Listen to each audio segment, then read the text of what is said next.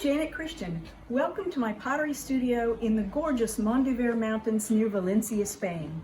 We're starting outside in the paella, or outdoor cooking kitchen that's traditional in most Valencian homes. I use it as an extension of my pottery studio. For instance, the dining table is where I use my scroll saw for cutting templates and other shapes. The covered area is where I fire all of my pieces. Let's look at it. The cooking area is where my kiln is located. We removed the cooktop shelf and my kiln fit perfectly in that space. I don't worry about clearance because this is fire brick anyway.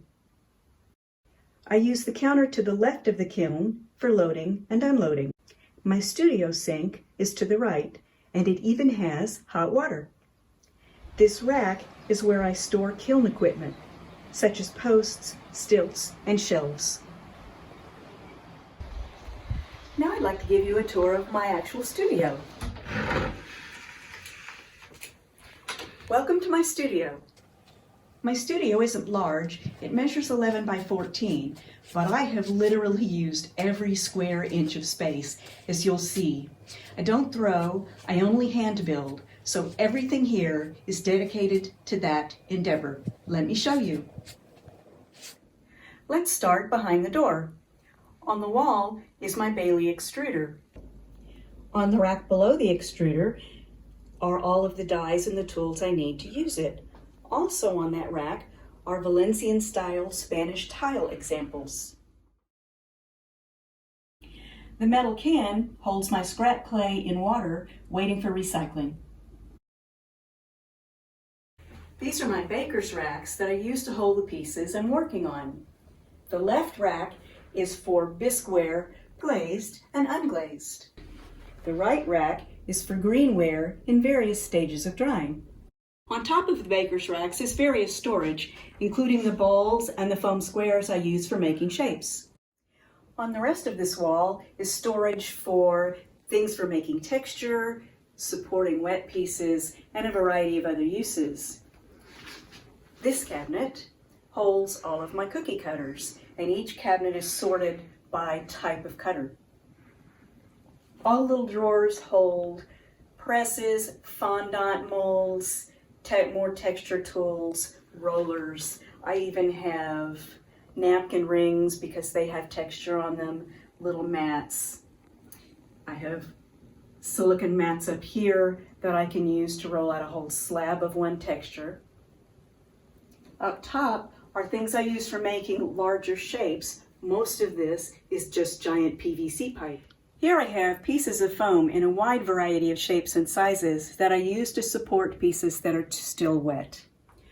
The primary focus of this wall is my Bailey slab roller. We got the long one, but we also bought a utility cart and bolted a countertop to the top to give me an extremely extended workspace. On top of that, to help seal the seam, is a Bailey slab mat that I found I didn't actually like to use with the slab roller, but it's perfect as a topper. The board here is normally not here when I'm rolling, but it's my workspace. After I've rolled a piece out on canvas, I transfer it to the board. Below the head of the slab roller, we installed some custom shelves. That's where I store my clay.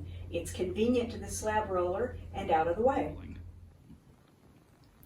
I used PVC pipe to store my canvas mats directly below my slab roller. It keeps them clean and out of the way. Also stored here are drawers with all of my lace doilies. To the right are wood and sheetrock various sizes of wearboards. The bin is where I store newspapers that I use to protect my wearboards. In the corner is a large metal shelf that I use for storing a lot more tools and supplies. On the top are jewelry findings for when I make pottery jewelry. Below that are my underglaze transfers and other various tools. Then shelves with all of my rolling pins. Below that are various edge templates and forms, my underglazes, and even acrylic paints. This is my main workspace. When they closed our engineering division at Apple, they let us keep our workstations, and I love it. My work table features the usual banding wheel, water, slip, sponges, and so on, but I also have a few special items. One is a lighted magnifying mirror that helps me when I'm glazing very detailed pieces. Another is my heavy gauge nichrome wire, which I use to make my own stilts. And stuck to the side of my file cabinet is a little basket full of popsicle sticks. These I use to stir glazes. On top of my engineering station is the pan I use for making marble effect and the foam square that I use for pressed forms. This last wall is cabinets and shelves. It's where I store my glazes and other supplies. These were here when we looked at the house, and it's one of the reasons this is the house I wanted to buy. I sorted the glazes primarily by color, and I put sample tiles on the front of each board so that I can tell the finished fired color. This cabinet, which was my daddy's, is where I store chains and cords that I use for making pottery jewelry. This is also where I use my Dremel and my hand mixer. In this cabinet are my round forms, including my GR pottery forms, ovals, and other shapes. And in this cabinet are squares, diamonds, and other shapes. The last thing I want to show you are my rolling tool racks that Eric made for me. They're so convenient. They normally sit one just to my right side and one kind of semi behind me, so everything is within reach. And they're organized by type. So let's do this one first. This is my greenware rack. So on the top are all of my carving tools and shaping tools. As you go down, and you can see they're in bathroom cups and little cups that I made, and baskets, pencil cups, just everything. Down there's my cutters, my hole cutters, toothpicks. I use the drill bits to drill holes in. My nichrome wire is there. Farther down are sanders and shapers and my edge makers or my foot makers, the corn holders. These are, again, my rubber shapers and tape measures, and further down, 2 little baskets full of various pieces of foam that I can use for shaping and holding up. And this was a set of kids' blocks that I got, and these different shapes have come in really handy holding things. And the whole rack itself, if you're interested, the bottom is a little mini rolling dolly flat that we got at Harbor Freight. Bolted to that is a milk crate. Eric welded the square frame for me with pins sticking up out of it. On top of that, we put this little wire bathroom or kitchen cart with shelves, and then I put thin plywood on each of the shelves so all my stuff doesn't just fall through the mesh. Now if I go around to the side, I'm gonna walk all the way around this thing, you can see I've got hooks everywhere. So I have towels, I have brushes, there's my rasp, more little foam shapes for holding things up. Come around here to the back. These are, I use every side of everything. I have scrapers, I have more shapers, a basket full of things to clean off my slab roller. And then finally on this last side, I have another towel, and that is actually a bird seed holder that has little pieces of straw in it for when I want to just make little holes and shapes, a level, another level, in case I need to measure 2 things, and then spray oils at the bottom. This is my rack for glazing, and on the top are all my brushes and everything from bathroom cups to jars to, I think that's a mustard can on the right.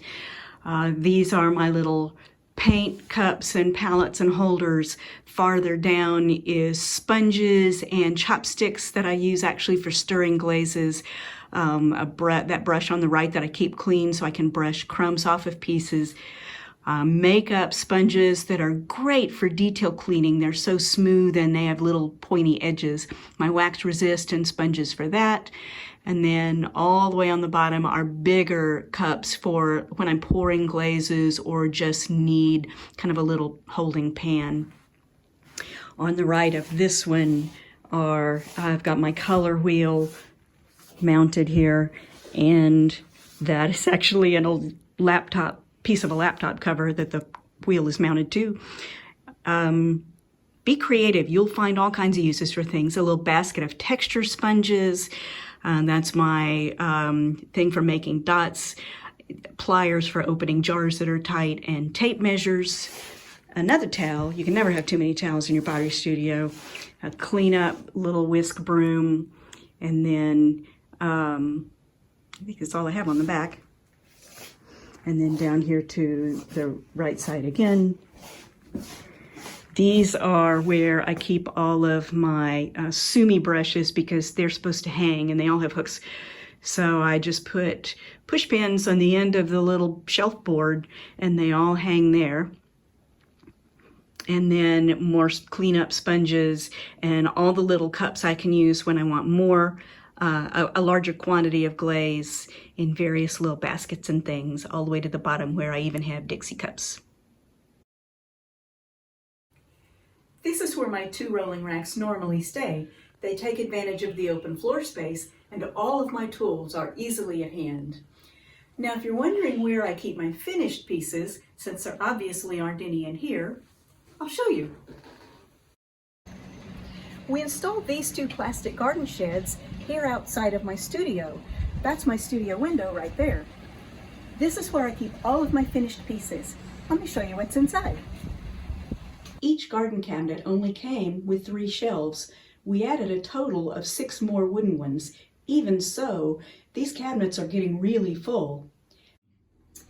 Thank you for letting me show you around the studio. I hope it inspired you and maybe gave you some ideas for your own. And please feel free to contact me on Facebook if you have any questions.